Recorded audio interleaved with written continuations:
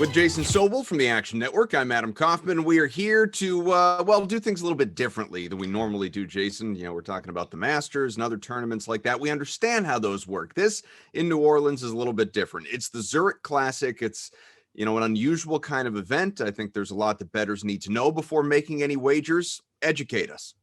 The only two-man event on the PGA Tour, Adam. Most weeks you and I would be going against each other if we were a little bit better at golf. This week we could be teammates. We could be on the same team playing together. It's two rounds. The first and the third are best ball. The second and the fourth round are alternate shot. What we've seen over the years is that the alternate shot players, the guys who play best in that format, usually tend to win this thing. They've been doing it for 3 years. There was no event last year, but 2017, 18, and 19 have all been team events in the past. And yes, it is as wild as you would think. It is really tough to pick this week, although only 80 teams, so we can eliminate some players right off the bat. So we'll try to do that, Adam.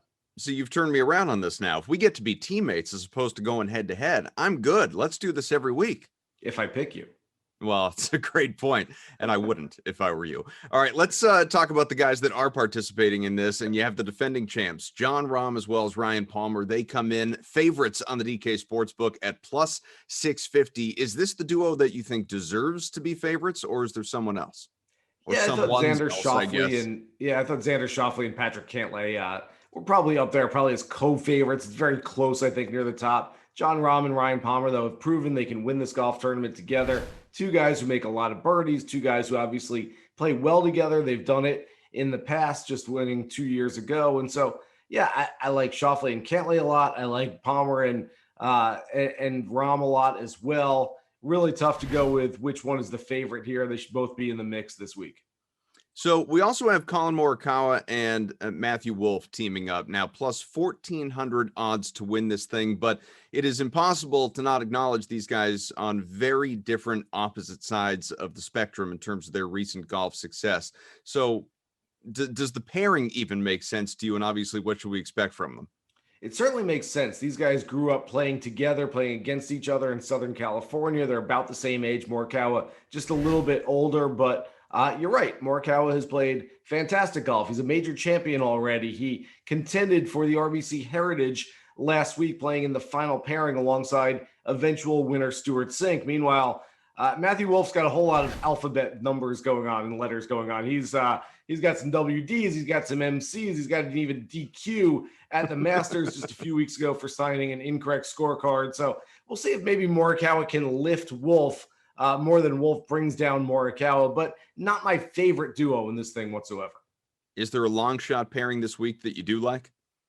Yeah, there are a handful of them. Depends how long you want to go with your long shots. I think Jason Kokrak and Pat Perez is a nice pairing. I think that Brendan Steele and Keegan Bradley, who aren't too far down the list, but these are guys who play a lot of golf together. That's a nice one. Kevin Kisner and Scott Brown nearly won this a few years ago, getting into a playoff. They play a ton of golf together as well. And then if you want to go really far down the list, I'll give you Richie Werenski, who's played surprisingly well so far this year on the PGA Tour. 3 straight missed cuts coming into this one. Before that, though, had a handful of top 25 finishes. He is alongside Peter Uihlein, who happened to win on the Korn Ferry Tour in Las Vegas last week. So he is literally on a heater. Any teams that you are staying away from that you're just out on this weekend? There's not much. I'm going to take a wait-and-see approach to a lot of this, but I will probably not be on much Morikawa and Wolff. We talked about them earlier, but like you said, different wavelengths for these two players going in opposite directions.